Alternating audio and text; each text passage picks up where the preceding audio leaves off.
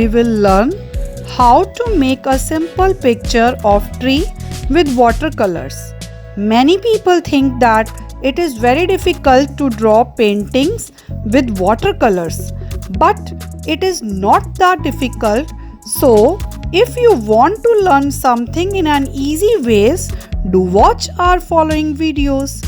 Yes, definitely. Some points are needed to remember for the beginners. Always use light colors in the beginning. Mix the colors when it's wet. Don't worry if different colors mixes. Sometimes it gives a new effect to your painting or scene. Always keep light source in your mind for a better look. Yes, definitely. Imagination plays very important role in any type of painting. So first, you should think about it and then you should start your painting.